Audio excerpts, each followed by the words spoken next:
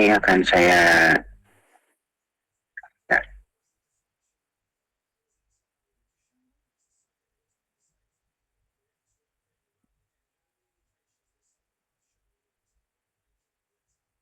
Panggilan ini kini direkam. Oke, beberapa sudah masuk. Ini untuk pretestnya 16 orang.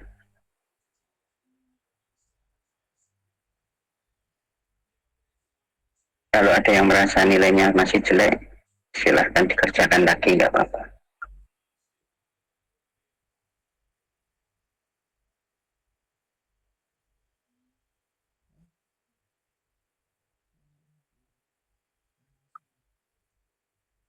Oke, langsung saya mulai. Jadi untuk praktikum ergonomi ini, dosen pengampunya Ibu Wiwi ya, Ibu Wiwi Fatmawati STMN.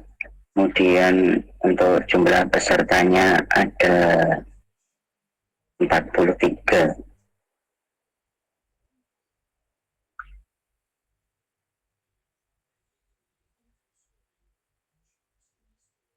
Kemudian nanti akan dibantu oleh asisten praktikumnya ada 4 ini ya.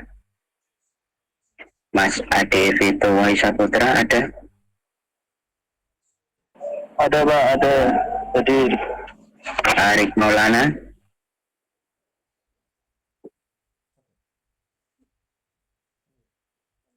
Hadir Pak, hadir. Cahyo Prasojo? Lagi di perjalanan Pak Cahyo. Oke. Muhammad Rizal Jordan? Hadir Pak. Sehat Jordan? Alhamdulillah Pak. Kemudian dari 43 itu kita bagi menjadi beberapa kelompok ya. Ada 5 ya.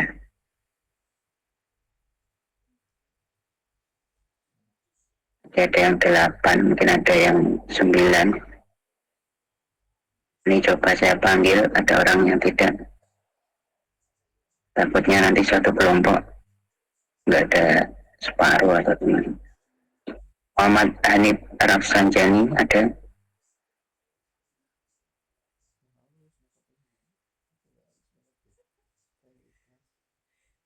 Hendy Pramudita?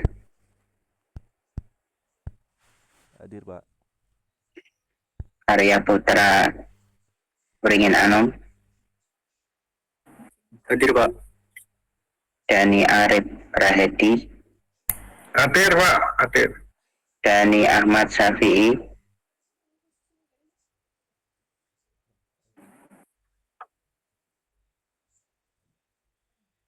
Ilham Rahutama? Hadir Pak. Iwan Setiawan?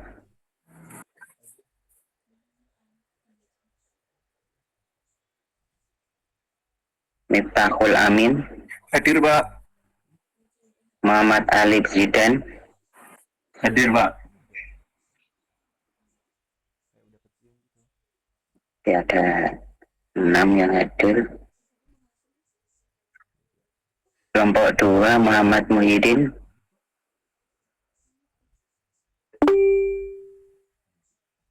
Nur Hasanah?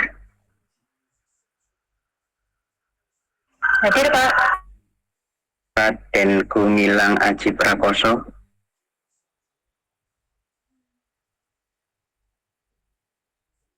Ahmad Kurniawan?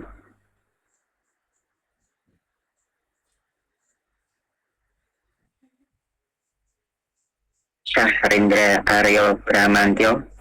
Hadir Pak. Wahyu Fitriani? Hadir Pak.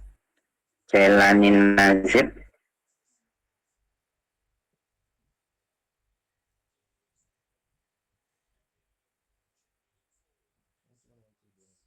Ulfamah Rani Sagala?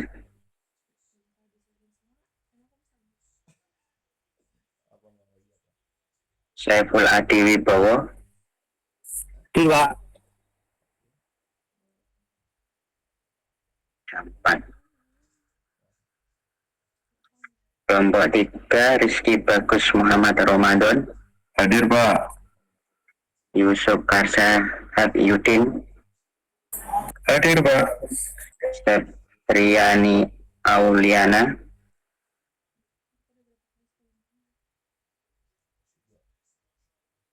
Elvira Dwi Cahyani.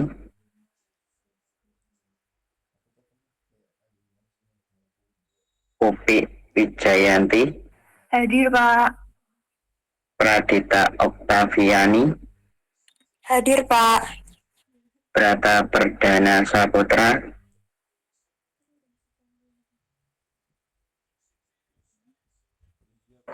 Hadir, Pak. Wadir. Hadir. Tombol. Wirendra Graha.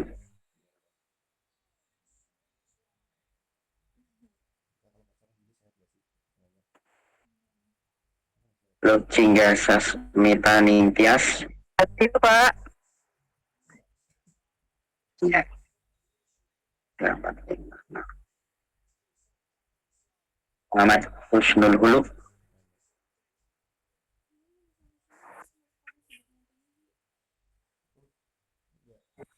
Sela Puspitasari.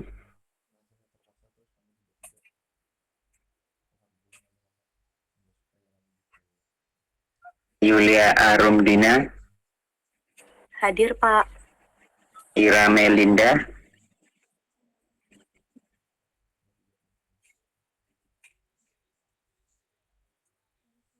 Rika Is Wahidianto. Hadir, Pak.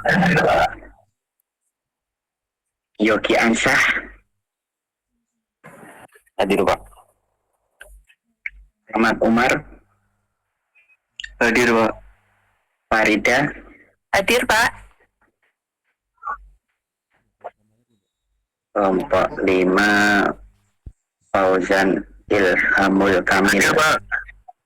Rangga Ira. Oke. Hadir, Pak. Rangga Irawan hadir. Hadir. Isni Fatihatun Nisa.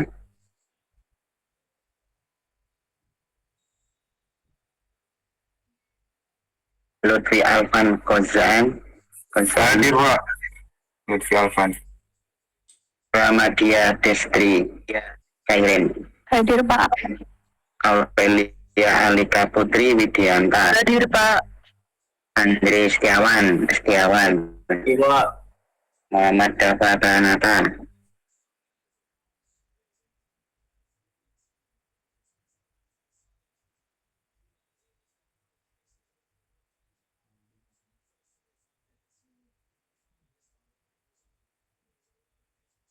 Muhammad Mihdi, Pak. Gimana? Muhammad Mihdi. Namanya siapa? Muhammad Mihdi, Pak. Muhammad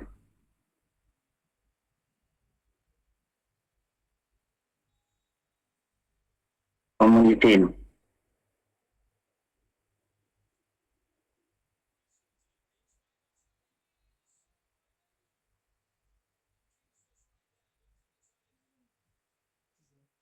Oke, berarti masih bisa aman untuk praktikumnya, karena paling tidak ada 4 atau lebih anggota kelompok yang hadir.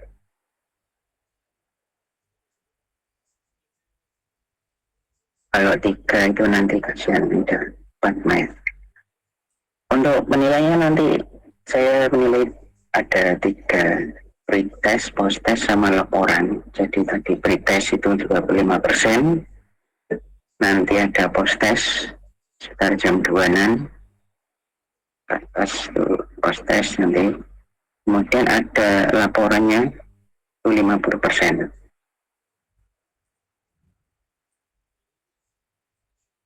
Untuk datanya sudah kita siapkan ya, nanti masing-masing kelompok nanti bisa download ya di data praktikum ini. Beberapa untuk perhitungannya memang sudah kita hitungkan, tapi ada juga yang belum. Kalau yang sudah ya tinggal nanti langsung menganalisa. Orangnya nanti dikirim ke sini ya.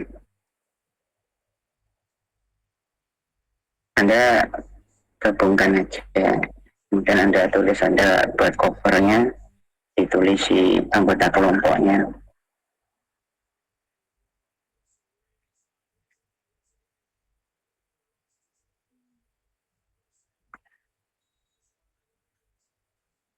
Untuk kehadirannya di sini ya, Anda yang belum mengisi daftar hadir, Anda klik aja di sini di show form nanti dengan saya seperti biasanya.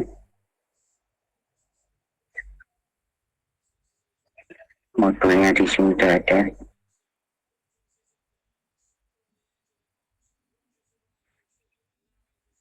Ya, untuk praktikum perancangan ergonomi ini ada 4 modul, tapi yang modul 1 itu ada ABCD ya.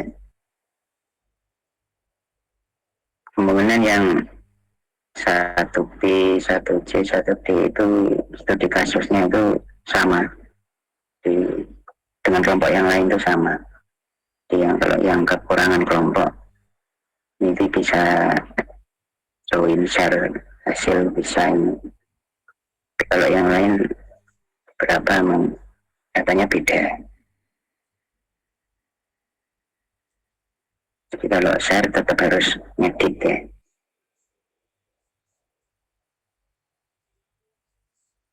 Jadi di modul 1A ini untuk analisis pengaruh perlakuan temperatur terhadap hasil kerja.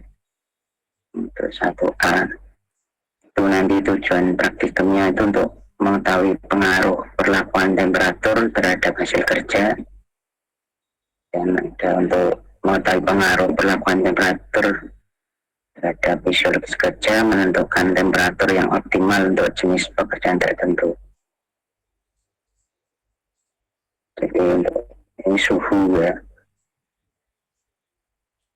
nanti suhu berapa nanti detailnya nanti asisten yang menjelaskan nanti. Praktikumnya di ruang iklim ya, itu merakit resistor, nanti diukur, dihitung kesalahannya ada berapa. Ada yang bertindak sebagai operator, ada yang sebagai timer, ada juga yang sebagai pencatat. Biasanya di reguler itu kelompoknya terdiri dari 3 atau 4 orang. Itu sudah bisa praktik.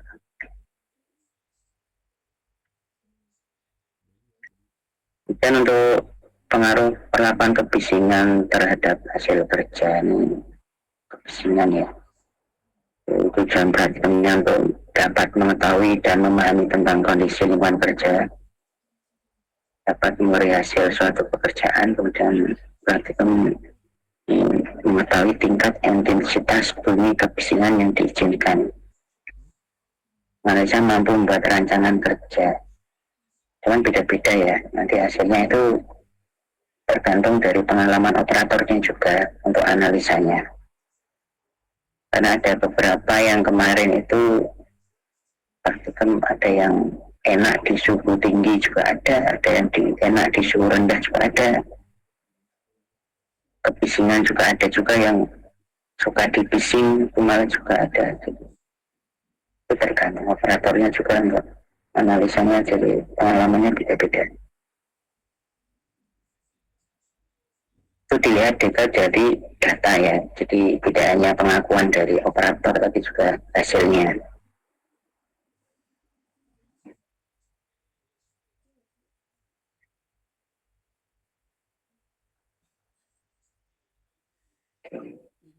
Kemudian ya, pakainya sound level meter seperti ruang iklim atau stopwatch.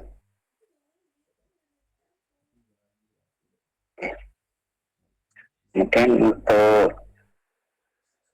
pencahayaan, ini analisis pengaruh pencahayaan terhadap hasil kerja.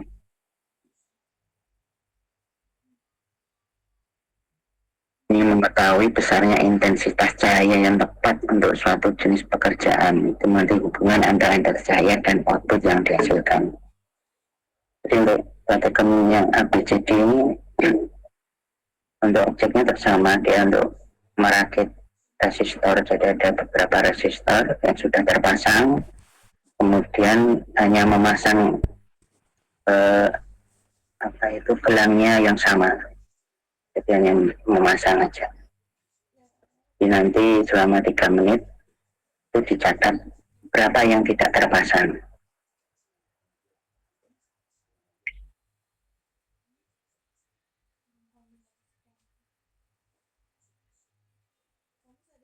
Oke, pakainya luxmeter ya untuk pencahayaan.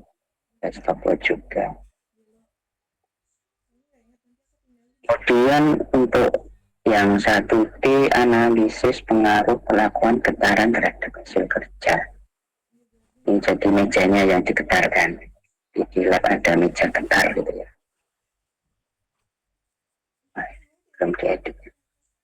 Untuk mengetahui pengaruh pelakuan getaran terhadap hasil kerja. Untuk mengetahui pengaruh pelakuan getaran terhadap kondisi fisiologis kerja. Kemudian ada juga praktikum dapat mengetahui tingkat getaran yang diizinkan untuk suatu pekerjaan tertentu. Dan dalam praktikum dapat menganalisis dan mampu membuat suatu rancangan ruang kerja dengan lingkungan kerja yang ergonomis.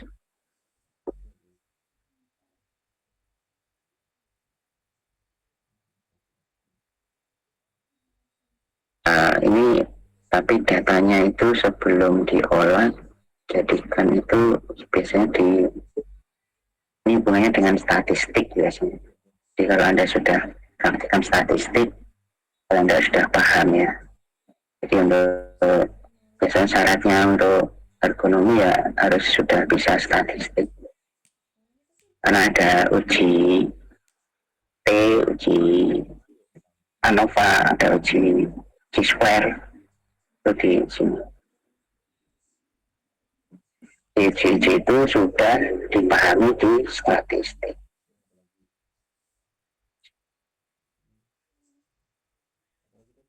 Kemudian untuk modul 2 itu biomekanika dalam perancangan sistem kerja. Nah, di sini tujuan dari praktikum ini diharapkan nanti praktikan mampu mengintegrasikan berbagai pertimbangan ekonomi khususnya dari sisi biomekanika dalam merancang berbagai sistem kerja untuk menghasilkan rancangan yang efektif, nyaman, sehat, dan efisien.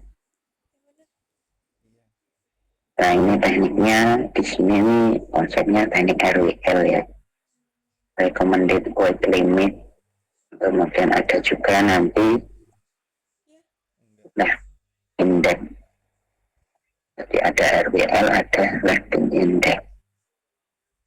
Tuh.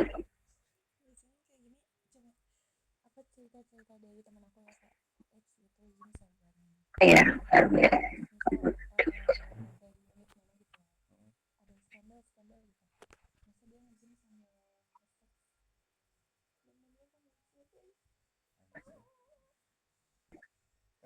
Ini pakai beban ya.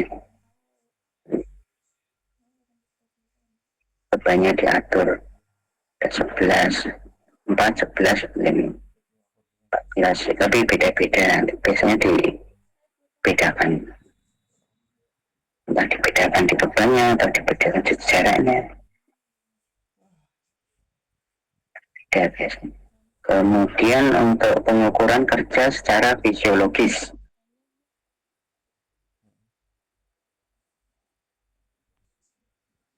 Ini tujuan praktikumnya itu untuk memahami perbedaan beban kerja secara kerja dapat berpengaruh terhadap aspek fisiologi manusia. Kemudian tujuan untuk mampu melakukan pengukuran kerja dengan menggunakan metode fisiologi, menentukan besar beban kerja berdasarkan kriteria fisiologi, merancang sistem kerja dan manfaatkan hasil pengukuran kerja dengan metode fisiologi.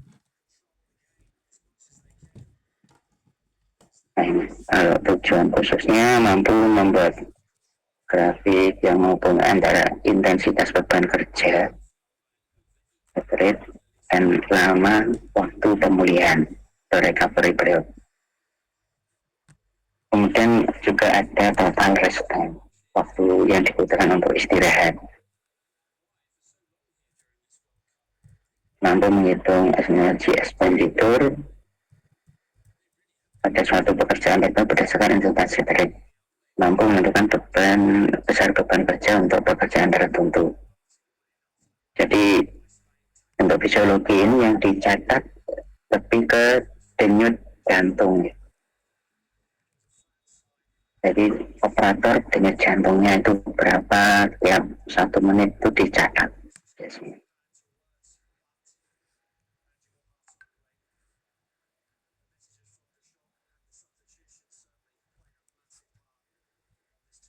Ini untuk persamaannya dan konsumsi energi yang dikeluarkan.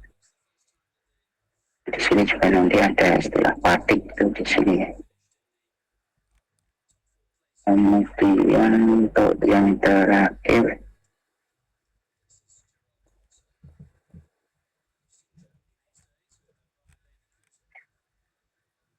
di modul 4 ada antropometri dalam perancangan sistem kerja.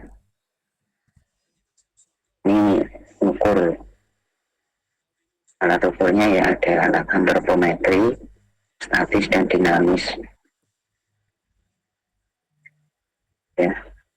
Dan nanti dari program ini diharapkan bagian dapat mengintegrasikan berbagai paradigma ekonomi, khususnya bagi sisi antropometri untuk menghasilkan rancangan sistem kerja yang efektif, nyaman, sehat, dan efisien.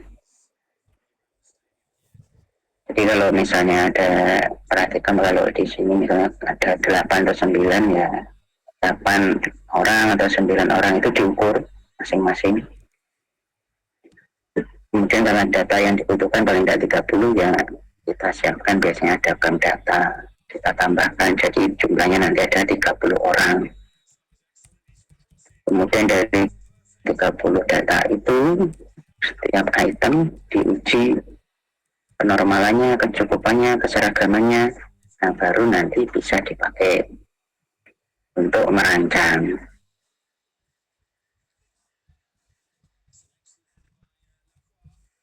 Kalau ada yang tertarik dengan ekonomi, bisa memperdalam, jadikan tugas akhir juga bisa ya, salah satu.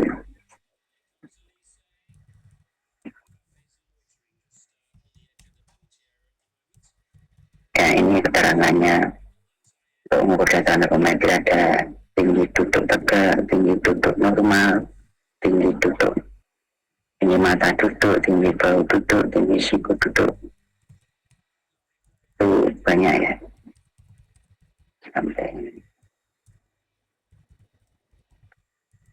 ini diukur semua. Ini untuk kaki. Untuk rata-rata praktikum di sini setiap modul, jadi kalau ini ada 7 modul, 1 modul itu biasanya itu 2 jam. Kalau ini nanti ada 7 kali praktikum, ya ada 14 jam untuk pengambilan datanya.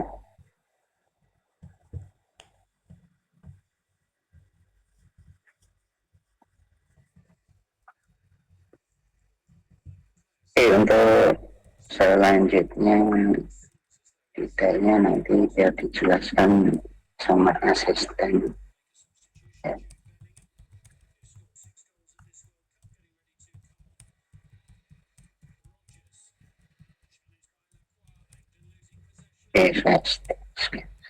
Sorry.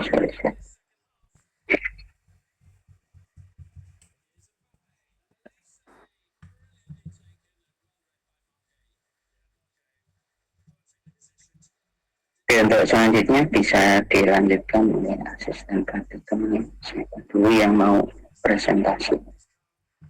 Mas Rik atau Mas Jogdan atau Devito yang mau menjelaskan? Silahkan.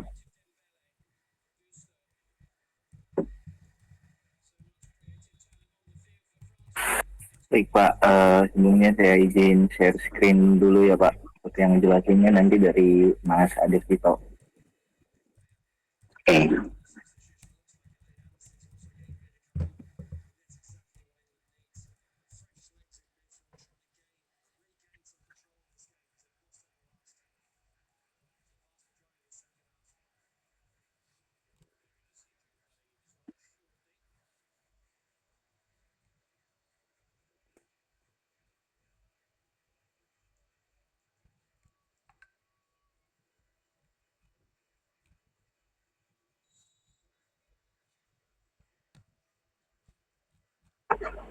Terima kasih ya Mas Arik untuk share screen-nya. Izinkan untuk PPT-nya ini mengenai modul 1A yaitu analisis pengaruh perlakuan temperatur terhadap hasil kerja. Untuk selanjutnya,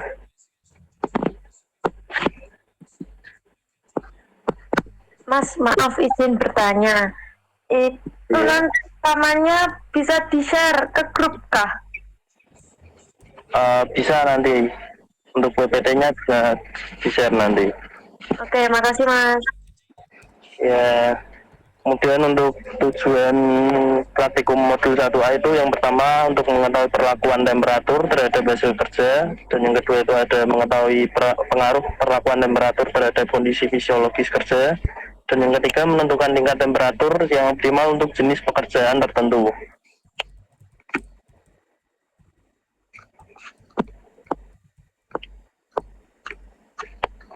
Kemudian menjelaskan tentang temperatur badan. Temperatur pada tubuh manusia selalu tetap, suhu konstan dengan sedikit berfluktuasi di sekitar 30 derajat Celcius terdapat pada otak, jantung, dan bagian dalam perut yang disebut dengan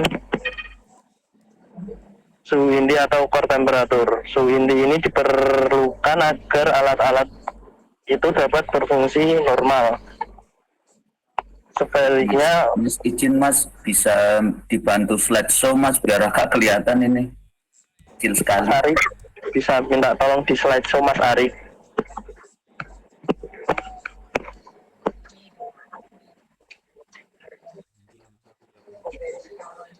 Maaf, tanya tadi kan infonya untuk yang pretesnya kurang baik. Bisa segera mengulangi. Apakah kita bisa lihat nilai kita ya, Mas? Untuk nilai sudah tidak bisa dilihat lagi karena yang punya akses Pak Ali yaitu. Nanti mungkin dikoordinasi sama Pak Ali dulu. Ya, nanti setelah presentasi nanti saya share kembali gak apa-apa. Kalau mau lihat. Setelah Mas Adif itu. Baik, terima kasih.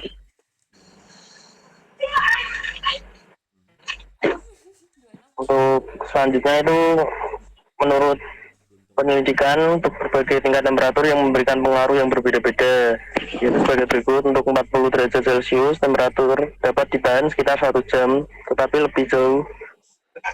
jauh di atas kemampuan fisik dan mental.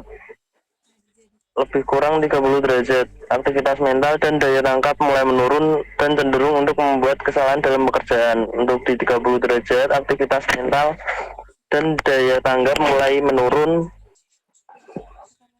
dan cenderung untuk membuat kesalahan dalam pekerjaan, timbul kelelahan fisik. Untuk selanjutnya 24 derajat itu untuk kondisi optimum, dan 10 derajat itu untuk kelakuan fisik yang ekstrim mulai muncul. Dari suatu penyelidikan pula dapat diperoleh hasil bahwa produktivitas hasil manusia akan mencapai tingkat yang paling tinggi pada temperatur 24 derajat sampai 27 derajat. Tentang temperatur di mana manusia merasakan kenyamanan dan sangat bervariasi. Variasi tersebut akan sangat tergantung pertama dari jenis pakaian yang dipakai, dari aktivitas fisik yang dilakukan,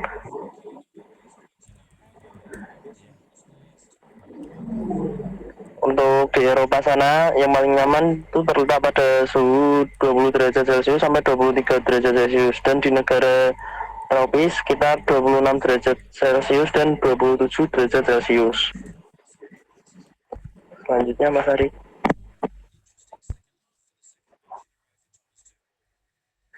Kemudian aplikasi dalam rancangan sistem kerja untuk temperatur pada suhu luar gedung itu perkiraannya sekitar 20 derajat sampai 30 derajat Celcius, dan untuk suhu dalam gedung itu ada 20 derajat sampai 28 derajat Celcius.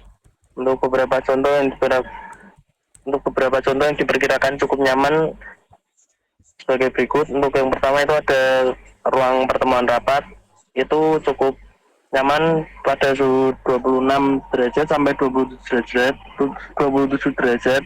Kemudian untuk ruang tunggu itu ada di 26 derajat sampai 27 derajat Celcius. Kemudian ruang istirahat ada di 27 derajat.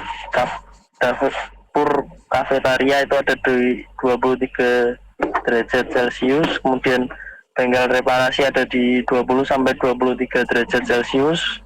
Ruang olahraga itu ada di 19,5 sampai 22 derajat Celcius. Kemudian ruang pertunjukan itu ada di 24 derajat sampai 26 derajat Celcius. Kamar mandi itu di 27 derajat Celcius, dan untuk gudang itu ada di 22 derajat Celcius sampai di 24,7 derajat Celcius. Kemudian untuk modul 1A itu alat yang digunakan itu ada environmeter, kemudian ada resistor atau objek, kemudian ada stopwatch, dan ada pemanas ruangan.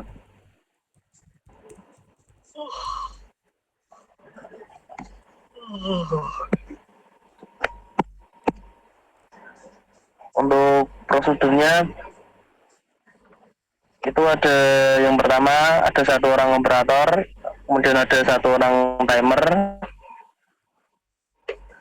kemudian membuat tabel perlakuan tingkat kesalahan dari tinggi, sedang, dan rendah.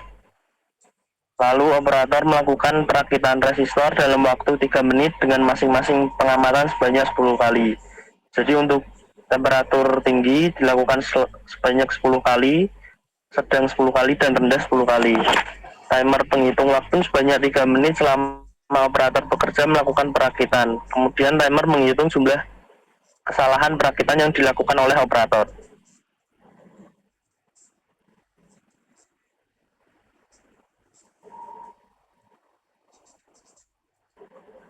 Kemudian untuk modul 1B yaitu analisis pengaruh perlakuan kebisingan terhadap hasil kerja.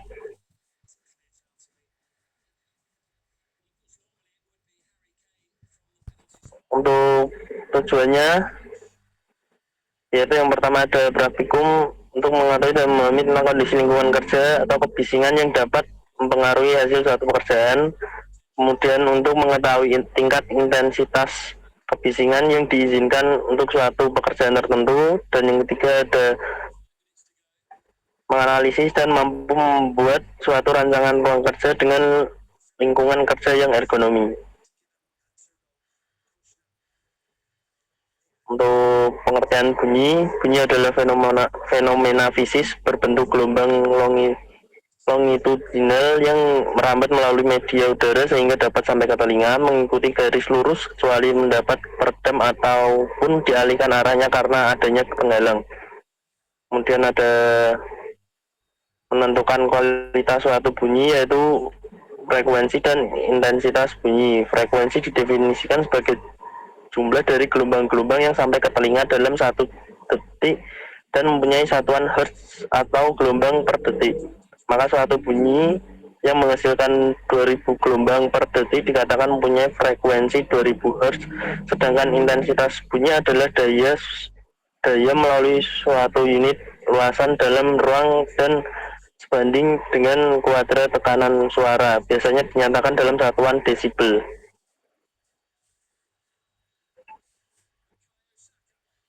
Untuk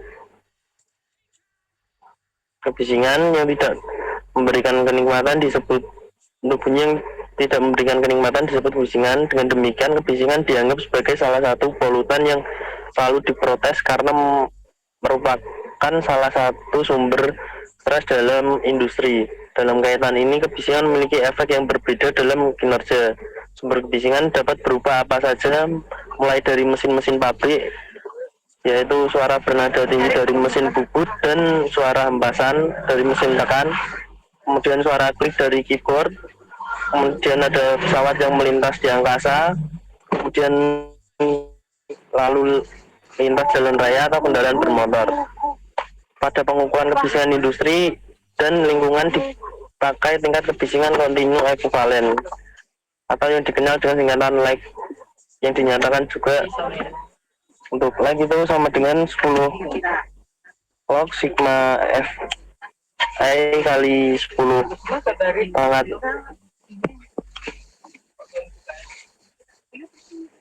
pangkat 1/10 dalam satuan desibel. Untuk keterangannya itu ada FI fraksi waktu dalam tingkat ketelitian tertentu, LI untuk tingkatan kebisingan terukur, dan N jumlah pengamatan total. Selain gangguan pendengaran, kebisingan juga menyebabkan terjadinya gangguan psikologis, komunikasi, rasa lelah, mengurangi efisiensi. Kondisi ini jelas akan menurunkan kinerja perusahaan.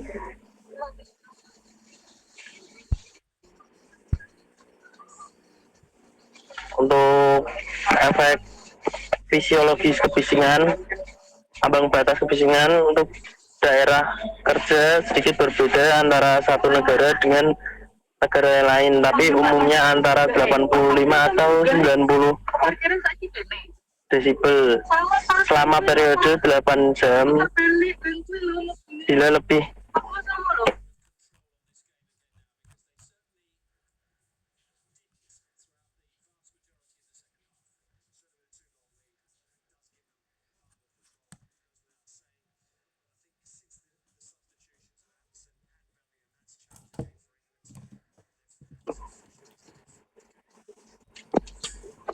Jadi untuk umumnya antara 85 sampai 95 desibel selama periode 8 jam.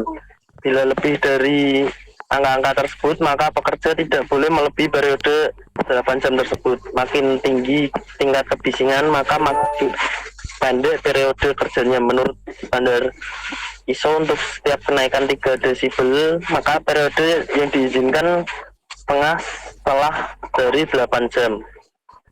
Untuk contohnya, tingkat kebisingan 90 desibel untuk lama paparan per harinya itu ada 8 jam, kemudian di 92 desibel itu ada di 6 jam, dan seterusnya. Untuk selanjutnya, Mas, untuk dampaknya itu yang pertama itu terganggu, yang kedua kebingungan, yang ketiga gangguan komunikasi, yang keempat ada perhatian, dan kelima ada produktivitas. Itu ada contoh tabelnya juga ya untuk ambang ruangannya. Untuk selanjutnya bentuk kebisingan kontinu dengan spektrum frekuensi yang luas, misalnya itu ada kipas angin, dapur pijar. Kemudian untuk kebisingan kontinu dengan spektrum frekuensi yang sempit, misal gergaji sirkuler, kemudian ada katup gas dan lain-lain. Untuk kebisingan terputus-putus atau intermittent, misalnya lalu lintas dan lawar terbang. Kemudian ada kebisingan impulsif, misal pukulan, kemudian tembakan senjata. Kemudian ada kebisingan impulsif berulang, misalnya mesin tempat kerusakan. Kebisingan yang berasal dari sumber eksternal atau berasal dari luar bangunan atau lokasi, misalnya ada lalu lintas, industri lain, maupun dari sumber internal, misal mesin gerinda, mesin bor. Pada perkantoran, kebisingan dapat timbul dari telepon, mesin ketik, printer, dan pembicaraan orang. Untuk alat praktikumnya masih sama, menggunakan environmeter, kemudian ada resistor sebagai objek. Untuk pengukur waktunya itu ada timer, dan untuk sumber kebisingannya itu menggunakan speaker dan amplifier.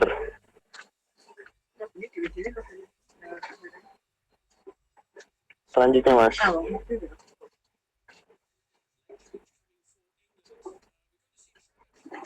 Untuk prosedurnya itu masih sama dengan modul 1A ya, yaitu dengan satu operator, satu orang timer. Untuk operator itu melakukan pekerjaan merakit resistor ke PCB-nya.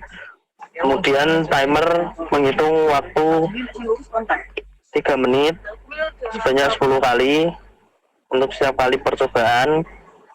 Kemudian timer juga menghitung kesalahan perakitan yang dilakukan oleh operator.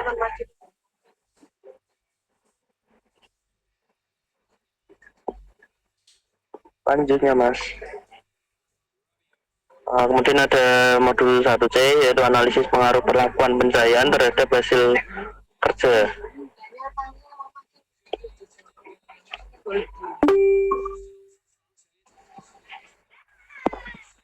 Boleh bertanya kah, Pak?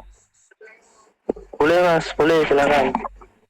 Ini kan nantinya kan ini online ya. Untuk praktikumnya itu berarti kalau tadi pakai resistor, pakai ini seperti apa ya mekanismenya?